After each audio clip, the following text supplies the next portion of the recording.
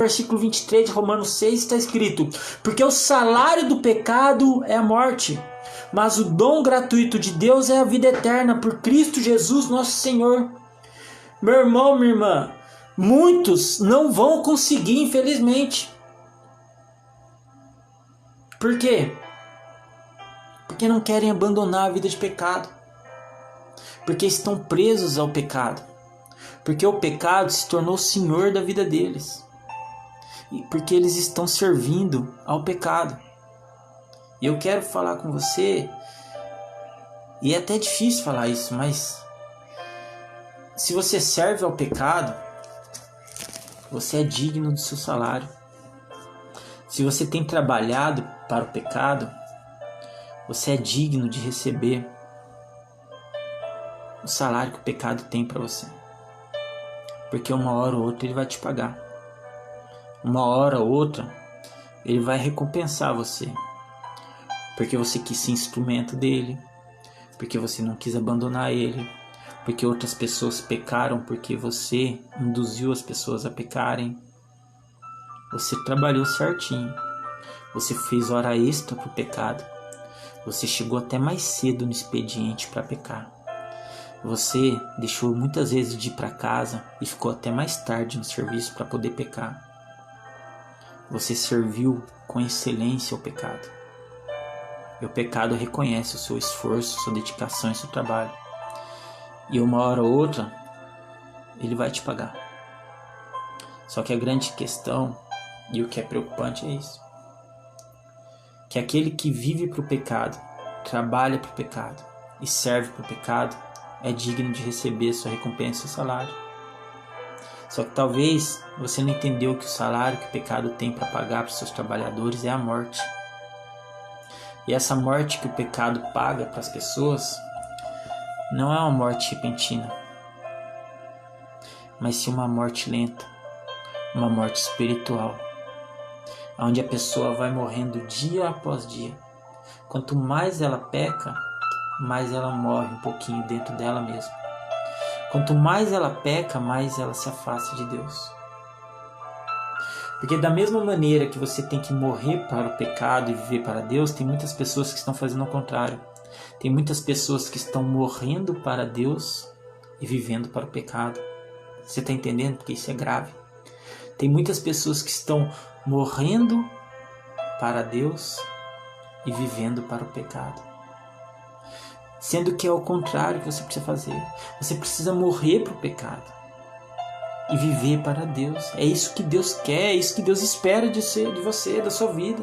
Que você tome uma decisão de abandonar de uma vez por todas este pecado, porque enquanto você olhar para trás, esse pecado vai ter vida em você. Enquanto você ainda lembrar, se pegar lembrando desse pecado, esse pecado ele vai tentar por um tempo insistir em permanecer em sua vida. Ele não vai largar assim. Ainda mais se o pecado estiver enraizado dentro de você, ele não vai sair tão fácil. Só que é só uma maneira de você vencer isso: perseverança. Se toda dificuldade que você tiver, você desistir e voltar para o pecado, poxa, ele não vai ter, você perde a confiabilidade. Se toda dificuldade que você tiver na sua vida, você volta a pecar o que você pecava, o pecado vai dar risada da sua cara e falar assim: olha lá, vai tentar de novo, mas não vai conseguir.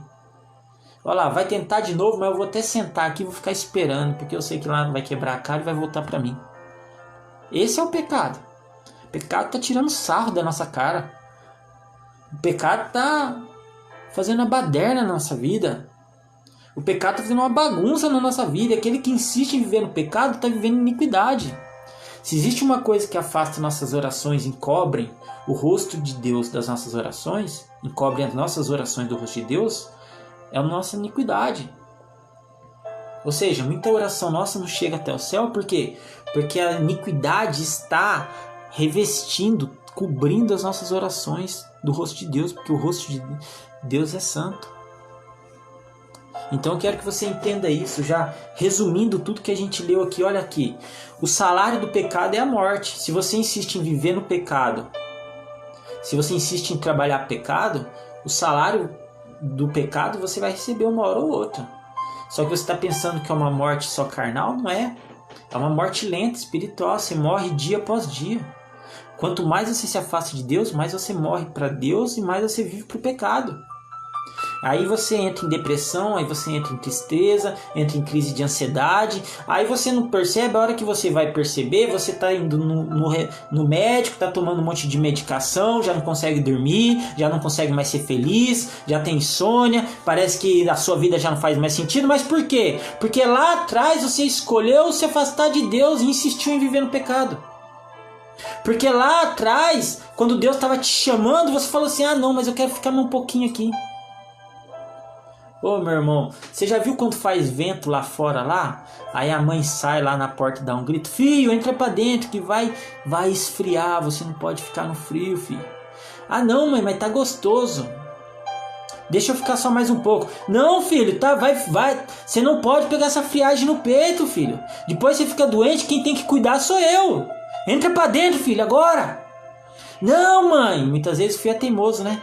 Não, mãe, deixa só mais um pouquinho, só mais um pouquinho, só mais um pouquinho. Nesse só mais um pouquinho, o resfriado chega. A gripe pega. E a hora que vai ver, a criança já tá no outro dia com o nariz escorrendo. Já tá gripada. Não é assim? É assim o pecado.